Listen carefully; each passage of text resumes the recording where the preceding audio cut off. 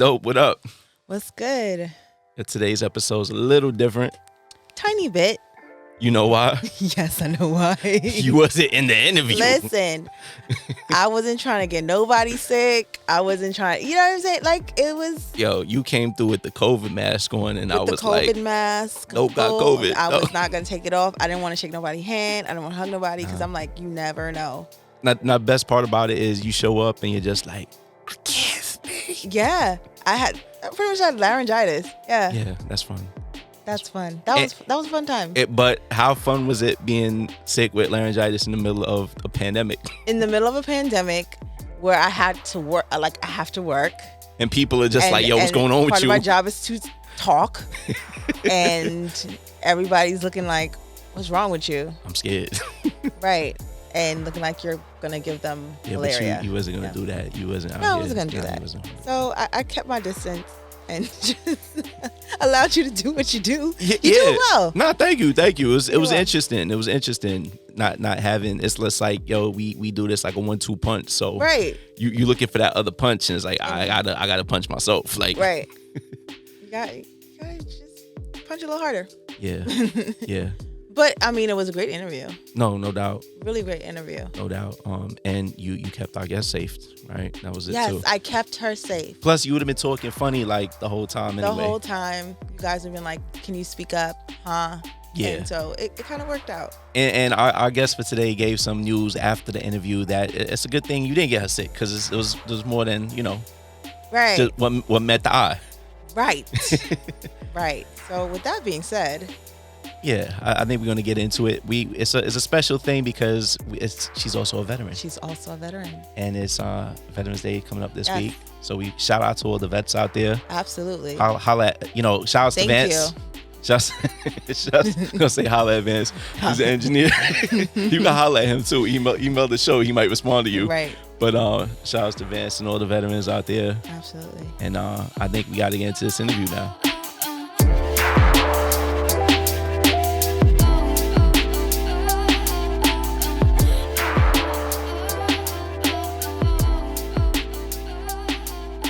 ROSADO, what's up? Hello, what's going on? What's good? Welcome to Blue Dope. I'm excited to be here. One of my other half of the show is not here. Olivia Dope's not here, under the weather. But we pulled an audible and we're here. Definitely wanted to catch you while you're in town, firstly. So welcome to New York City. First time here and I'm enjoying myself. We're happy to have you just out the gate, New York. What's your first impression? It's busy, past life. And are you born and raised in Tampa, or? No, I'm originally from a small town, Phoenix City, Alabama. Oh, Phoenix City, Alabama. Not to be confused with Arizona. Correct. Phoenix City, Alabama. Got it. That's your mama's mama. Everybody's from there? Everybody. My mom's mama. Yes, and then, you follow Alabama, Union Spring, little small areas. Okay. So, no, we definitely want to talk about, you had a very colorful life, right? Paratrooper. Military, yes. Now big real estate broker, about to have your own show coming out. Yes. So we want to take it to the beginning. Let's go to Phoenix City. What was it like growing up in a small town and, even compared to being in this place like in New York City right now? I mean, growing up as a child, it was, you probably had, the population was very small, very, very small. My mom was a busy woman. She was a single mom raising her 3 kids, and during the times she would work extra hours, we would go to my grandparents' house, and we basically was raised, spent nights there in the projects. So, we had a hard life growing up. Nothing was given to us, but I'm very grateful for that upbringing. Of course. I mean, so how you end up in Tampa? Like, were you in Phoenix City all the way until the military? So yes, I was born and raised in that area, and a lot of people don't know, my 12th grade year, I had my daughter. So I was a big track star, and I lost my track scholarship, everything, and I knew I didn't want to stay there. I felt like if I would have stayed in that location, I wouldn't have grown, and ever since I was a child, I knew I wanted to be something big. I mean, even at that point, was it one of those things where everyone in the town knew you as this track star? Like, Yes. and was it like a big disappointment for the town? Like, It was definitely a big disappointment. My track coach didn't speak to me that whole year. wow. I You were think cut off. It was done. I was done. He was so disappointed. I think the first conversation we had was probably 2 years out of the military. I went back Are you home serious? to speak to him. I popped up at the school and he was still teaching there. But I mean, was the relationship almost like, because with coaches, right, a lot of people almost have like that father-daughter relationship. He was definitely like a father to me. He would dedicate so much time. My mom being a single mom raising us, it was hard for her to take me to track practice, pick me up on the weekend. So he devoted all that time. I qualified to go to Orlando. He would go out the way during the summertime, pick me up and take me to practice and travel down to Florida for me. He put in a lot of time for me, and he was just like, nah, like, we're done. Like, what did you do? It like, was more of hurt. Got it. He was hurt. Got it. And everything happens for a reason. Mm-hmm. We can't question what happens. We just have to. Sometimes we think it's a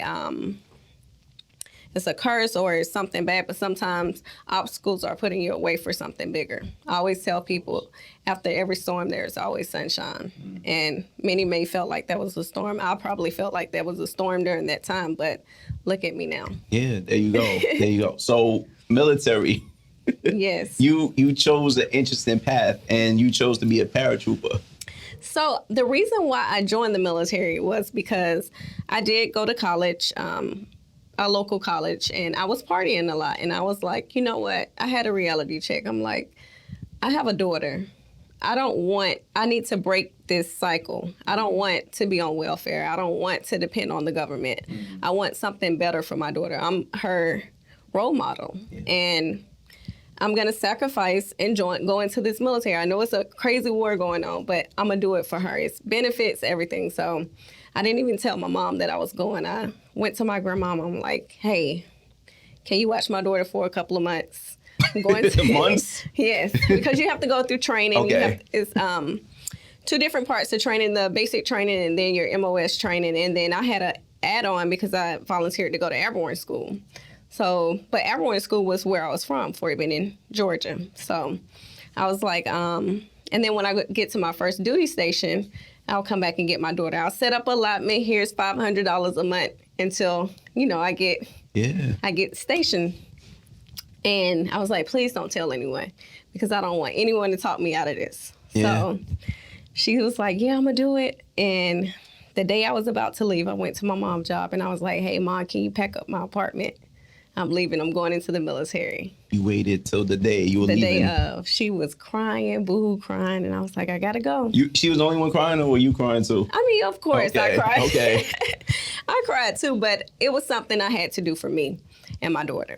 Okay. So that's how I ended up in the military. Didn't have a plan or anything. I just went and utilized. I knew I didn't want to stay there forever because I'm big on, if I know how much I'm making, that means I'm complacent. I don't want to be complacent.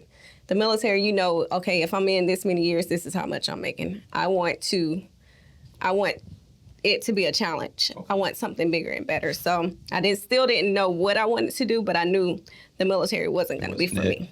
Well, why paratrooping? Like, why didn't you pick something else? Because I'm almost imagining, did you jump out of planes with guns just ready? Like, so the thing about a paratrooper, it's an additional duty. Okay. My main job in the military was HR, human resource. Okay. So I did human resource, and I was the executive admin for the general and the division command sergeant major. So I worked for them. And then being a paratrooper is basically additional duty. So basically each month to get paid $150 extra, and it helps you get promoted faster. You basically have to jump out of an airplane. But not necessarily in a war. But if the war happened or went down, like, you're basically trained to, if you ever had to do go to combat and you had to jump in, you're trained to be able to do that. Okay. So I was a part of the 82nd Airborne Division, and we would have jumps where it was combat equipment jumps, where basically we have our gear, we have our gun. That's what I want to catch the visual. Like, you're just flying in the sky with the gun. With this big-ass M16 on the side. Listen, they did us wrong. Them things probably can't even shoot no more. But the M16, if you're familiar with the M16, it's probably about as tall as me. Yeah, yeah. And it's like you got picking this it big up. thing. Yeah, but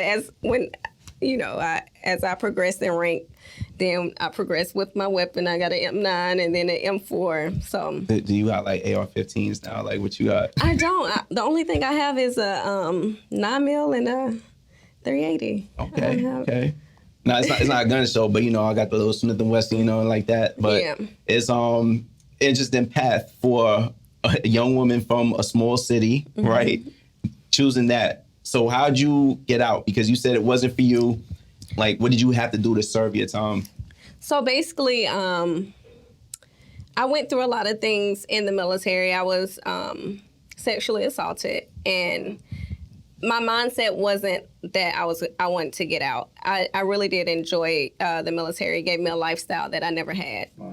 So I can't knock that. But being deployed, having to leave my kids, and being in a third world country where people are just dying for a cause with nothing, and then you're being treated as a woman like just a toy, a sex toy. It just caused so much, and it made me hate the military at one point. Yeah. And I had to be the bigger person, and for the longest, I really didn't get help. I had anger, and I was a senior non-commissioned officer, so I had soldiers up under me. Wow. And I felt like I'm a bad leader if I continue to hold this in and not get help. Wow. I can't lead them the way I want them to lead because I'm not fixed. So it took a while. I had problems at home. I would have anger issues with my kids, and they saw it. And my daughter one day, she was like, "Mom, like, you're not the same person." Wow. And it took her for me to go get help. Wow. So you were trying to deal with it just by yourself. You didn't even go see a psychologist, nothing. Nothing. I felt like they couldn't tell me anything. They didn't know what I was going through.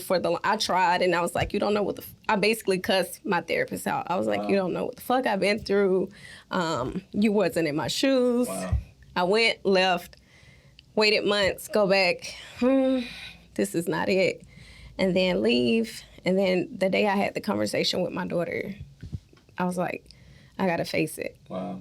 So the military in that situation gave no help. They said, hey, you're leaving because of this. You don't get. So basically, when I got the help, they have great resources. Okay. You just have to utilize them. Okay. And before I didn't. So I went through everything that I needed to go through. I went through therapy, intense therapy, and they diagnosed me with PTSD and depression at the time. And they were like, the best fit for you is to get medically retired. So thank God I was medically retired. I still have all my benefits. Nice. My kids are taken care of. I get a retirement check the rest of my life, and I can move on with my career. Wow. Now that's awesome in that regard. Yes. Not how you got there. Right. But when you were there, like, did you end up getting deployed throughout that? I was deployed twice. I went to Afghanistan both times. Wow. Did you ever have to go on the battlefield with that big? Of course. But I had an M4 and an M9, so. Okay. I mean, you see everything it's crazy. Because, I mean, you it's almost like you were diagnosed with PTSD for one thing, or was it a combination? It was a combination of everything, a lot of different things. There's so many people. Your sleep problem. It's a lot of things. I don't like being around big crowds. Wow. I'm always on alert. I don't like people close to me. It's just things that pick up. It's crazy, but you deal with it. Yeah. No, I'm gonna be truthful. One of my nephews, he was a dentist in the Army, and then he got deployed.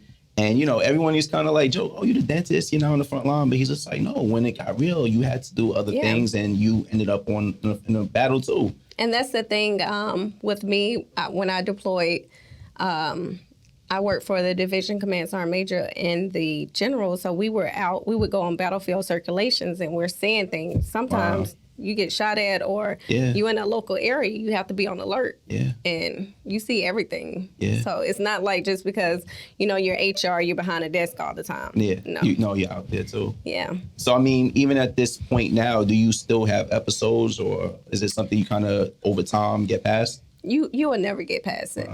There's something you just can't erase out of your mind. Wow. It's going to always be there. It's always going to be embedded in you. You just have to find coping skills and learn how to deal with it. Okay. But it'll never go away.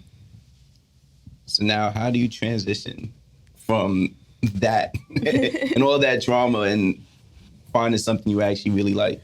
So when I bought my first house when I was 22 in North Carolina, I was with the broker at the time, and he was like, "You would be a great real estate agent." And that stuck in the back of my head because I was enjoying looking at homes. Okay. And it always played in the back of my head. So when I got to Tampa, I knew I wanted to as a child, I wanted to live in Florida. Okay. So I was like, I'm going to move here once I get out. But let me do real estate because I'm going to be here for a minute. So I went to get my real estate license while I was still in the military. Okay, nice. And I was very successful going in, very successful. You showed me the rope one time, I'm on it. Put my first house under contract, got my first listing within 2 months after I got my license. Nice. And by month 5, I was one of the top producers at my brokerage. Wow. And I knew when my broker was coming in, I'm like, "You're not teaching me." He was like, I don't need to teach you anything. You have it. You have that it factor. And I was like, okay, like I want more. So I started investing in trainings and going to different conferences. And by a little over a year and a half, I went to Chicago. Makita Smith, she do Savvy Chicks in real estate. And just seeing the black magic in there, it was like, you have black women that's brokers, you have black women that own real estate companies, you got black women that are general contractors. I was like, damn. This is it. This is it. I love this. And it just motivated me. Investors, you had a room full of powerful women. And I was like, if they can do it, I can do it. Nice. So by year 2, I went to go get my broker license. And I was like, I want my own brokerage. It was an ego thing. I want to work for me. Getting out of the military, a lot of people was like, you crazy, you stupid. How you going to give up all this? You going to give up this, and this? I'm like, because y'all are complacent.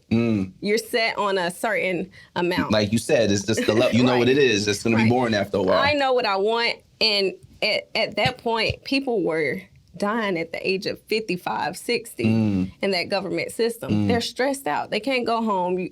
You're miserable. Now you're having problems in your relationship because you're always working.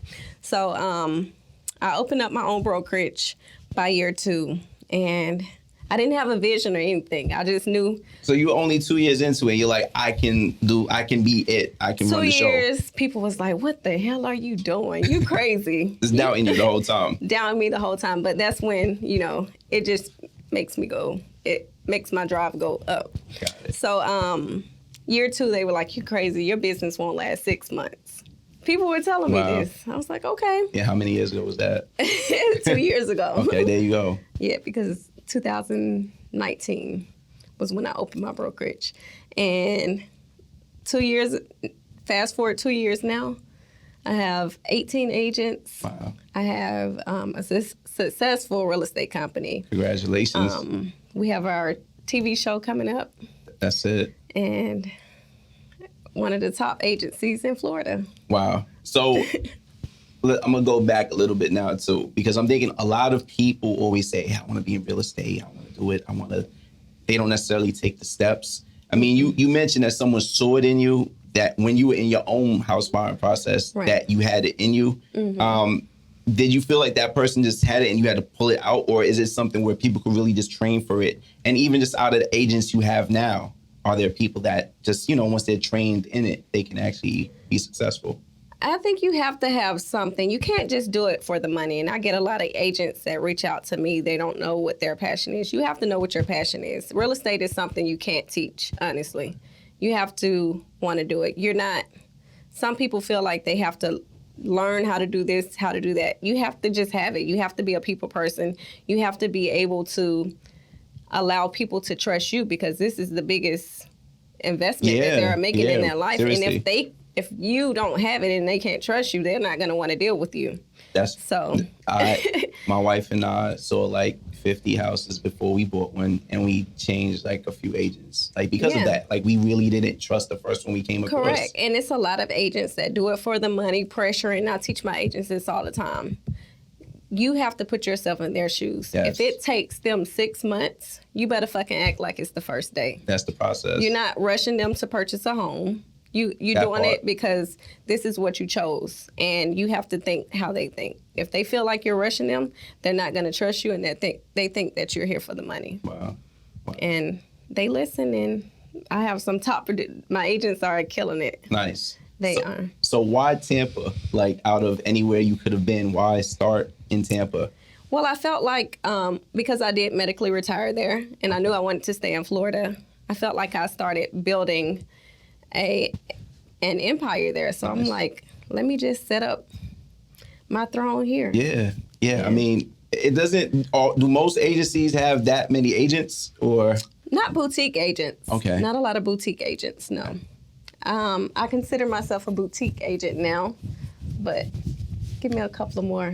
I ain't even gonna say a couple of more years. you're expanding? Give me a little time. I see the post, Charlotte. Charlotte should be open by mid-August, and Miami, we're in the works now. So what's that process like? Because I imagine, are you going to have to then physically go to those locations and build a team up, or do you have managers for each location? Correct. When you're a business owner and you're trying to build it, when you are building an empire, you can't have your hands everywhere. You can't micromanage everything. You put people in place that have the same drive and motivation as you do, and you let them run it. That's it. You have to trust. You have to have a team to be successful. And I mean, these are pockets too, because I keep hearing everyone saying Charlotte's like almost like the new Atlanta, like it's picking up. It is. It's crazy there. So you're looking at that like, yeah, I want to be there too. Yes. And is it only like residential? Do you do commercial spaces too? I or? focus more on residential, less luxury residential. So I want to talk about that, because I don't think everyone gets to choose what part of real estate or who their clientele would be. Right. So how did you get into like that luxury side of it? Well, I like nice things. There you go. So, I mean, you attract the client. You attract what you are. Of course, I couldn't go straight into luxury. So I started off with my expertise, which is military. Oh, wow. Military, they can trust me because we both can relate. We're in the same field. So with military, you're dealing with a nice price range, $300,000 to $500,000, which is good. Especially down in Florida, in Tampa. Correct. So I started off in military, and then I eventually worked my way up from 300 to 500 to $1 million, Wow. and then now multi-million-dollar homes. Nice. And I know the commission got to be nice at that point. It's beautiful. Yes, it's very beautiful, but I don't do it for the money. I do it. Yeah. Like you said, it's that love of doing it. Correct. But I mean, you love it so much, you got to this point. How did you attract Netflix? So I attracted a producer. A few producers reached out to me, and I really didn't like the story they wanted us to pitch. So I was like, let me do some research. Well, let me guess, fighting, bickering. More like some of that they stuff, want us drama. to be like housewives of, you know. Yeah, and I they didn't want some hoodness to it. Right, and we need a change because stereotype, every group of black women have to argue, have to fuss, can't get along, always bickering, not coming together. Yep. And I didn't want that. We need something different. We can have a hit without going that route. Without physical hits. Exactly. Correct. So I did my research, and I looked and saw who's this production company? Who owns this production? Who owns this show? And I set myself out. I learned from Makita, social media is big. Social media will get you places anything else. True. You get what I'm saying? True. So I started following the social media, started liking pics, and I put myself out there. Probably 2 days later, that production company reached out to me and was like, hey, we like what we see. And I was like, well, we're working with a few production companies, talking to a few production companies. Okay. They were like, I'm gonna have my lawyer send you over something. So they wanted us to exclusively talk to them, and we knew we wanted that. So I played producers the do that game. too? They're like, Yes. yo, we got an exclusive. Is it just us? That's They it? were like, well, we want. I knew I wanted to work with them, so I Okay. played the game. Yeah. Like, okay, let me have my lawyer look over it, Yeah, and yeah. I'll reach back out to you. I waited about 5 days. you don't want to seem too thirsty. I'm like, correct, and I'm like, normally producers ain't gonna do this. They're not gonna have. They really want us, so. And then it went from there, and it went to the point where they had a great relationship with Netflix already. Netflix was like, we like what we see. Nice. We're not even gonna do a pilot or nothing? pilot or anything. Are you serious? So they went off an idea on a piece of paper. Yep. Wow. So what makes your real estate agency different than the others that are out there? What's the special part about Allure? I tell everybody that we're a triple threat. Black, beautiful, and we're about our business. There you go. Yeah, people buying houses right now. Yes. That's it. And my agents, they're beautiful, but they know their shit. Yeah. Like you can't challenge not one of my agents that they don't know what they're talking Wow. about. They study, they just put information out there. They're on their shit, and that's what I love about my girls. I can only imagine that you have other people knocking on your door now wanting to be an agent. Oh yes, all the time.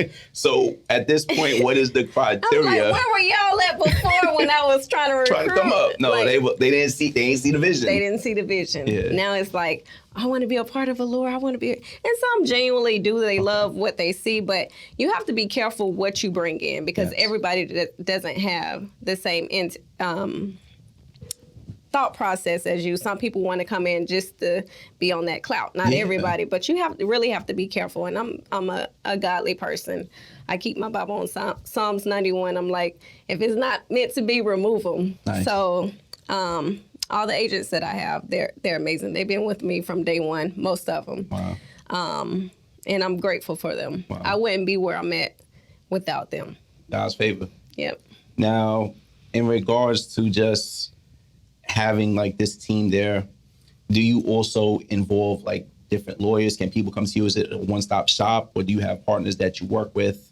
Whether If they need, actually, one of my agents is a real estate lawyer as well. So, of course, we give her, if we haven't had that situation happen, but if anybody have any questions or anything, she can refer one of her friends. We don't keep everything in-house. We don't commingle when it comes to all that. But, yeah, we have it all. We have preferred lenders. We have preferred lawyers. We have preferred title companies that we use. We have a team that we can depend on. And how have you managed doing all of this and building all of this as a single mom?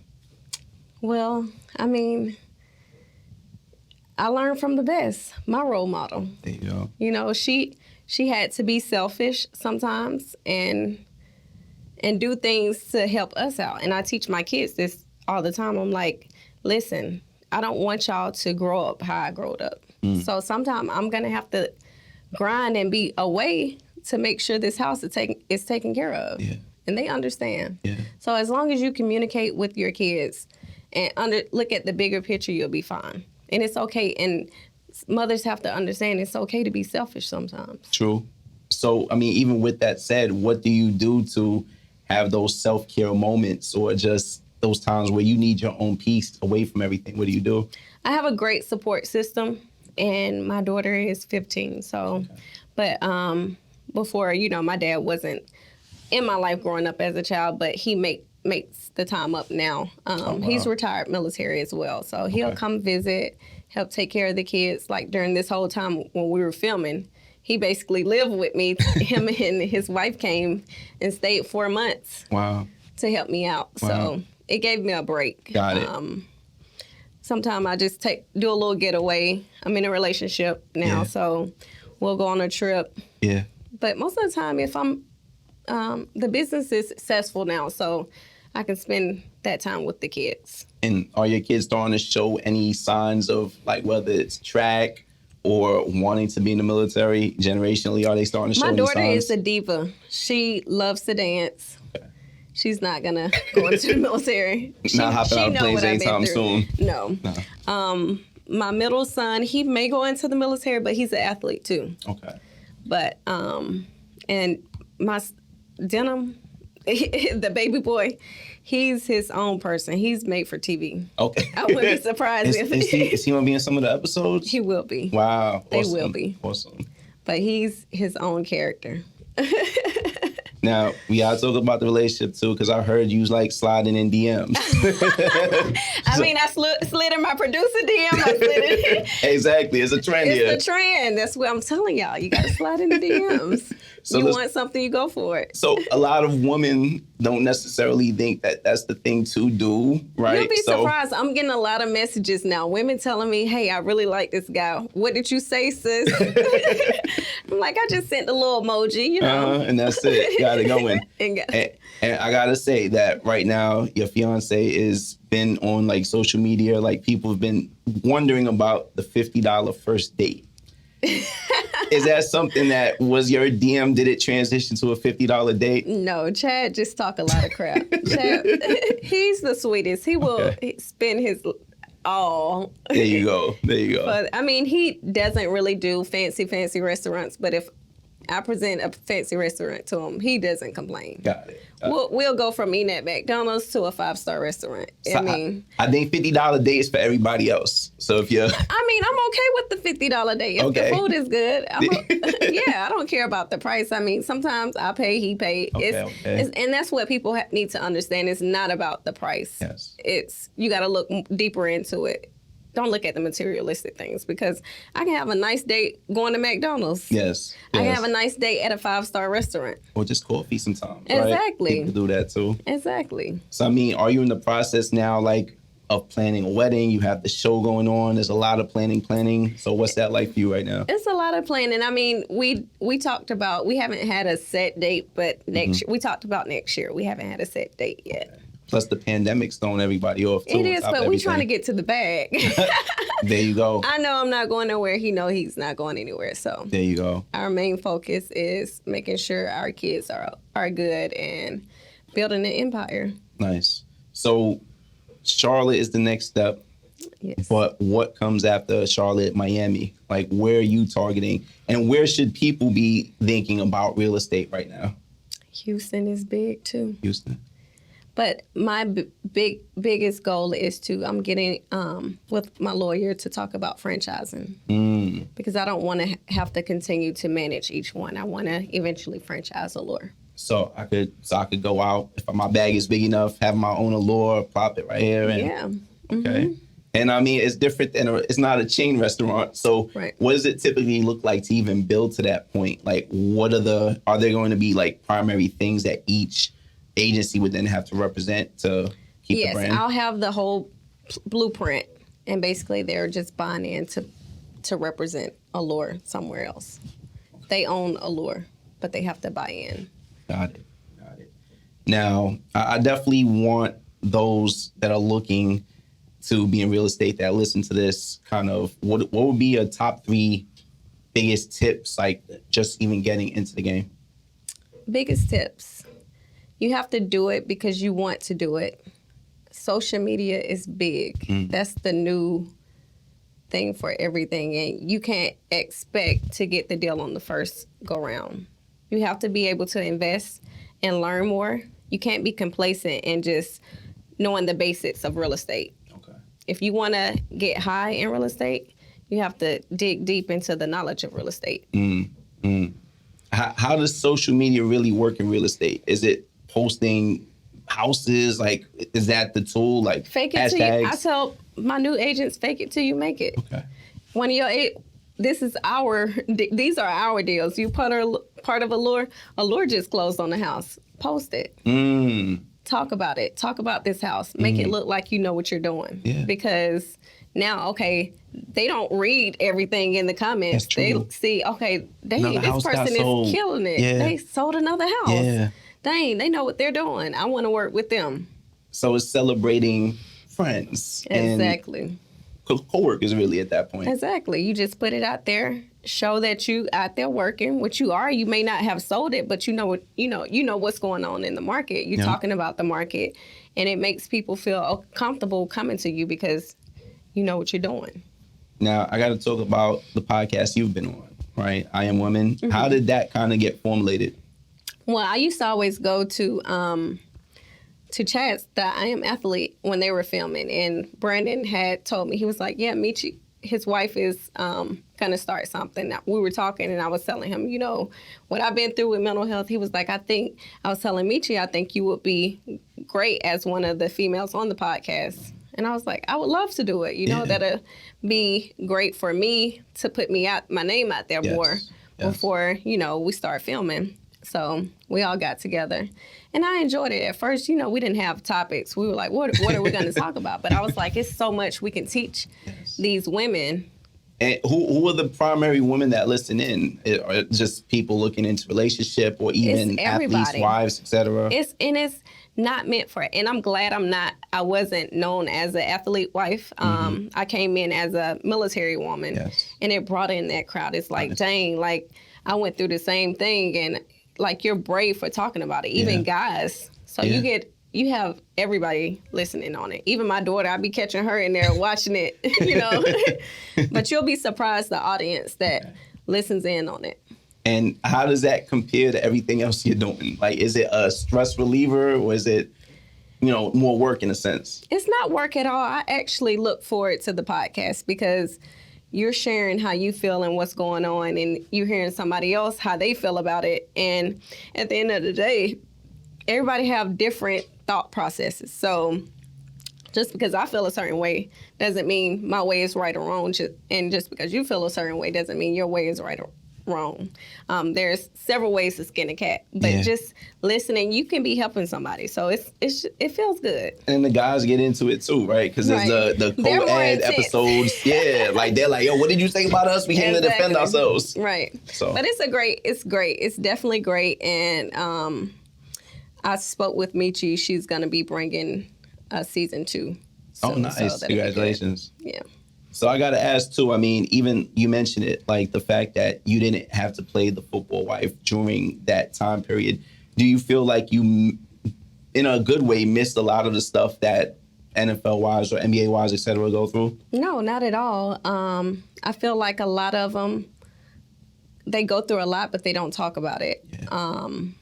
And a lot of women have to, I see it with some of my agents, they hate when they try to create their name and be themselves. They're not. It's always labeled as, oh, you're such and such, baby mama, or you're such and such. And I'm glad I didn't have to go through that. Like a lot of people who know me know I had everything I had before Chad. I had it all built up. So that I feel like if I would have had that lifestyle, it would have been harder for me to, who is Sharelle ROSADO? She's such and such. And I don't want that. You came with the bag already. The whole table. No, that's it. Love to see it. Yeah. So, I mean, with that said, I definitely want every listener to find out where can they kind of stay in tune with you and find out what's next. Follow me on Instagram, Sharelle ROSADO _ Facebook. I'm really not on Facebook like that, but Sharelle ROSADO. And stay tuned to Netflix. Is there a release date yet? Or what's the name of the show? I didn't even ask you that. We don't have it set yet. Okay. They have it, but we haven't released it yet. So just stay tuned. By the end of the year, you'll see. Before we go, I got to ask you too, like about the show. I know you can't tell us too much.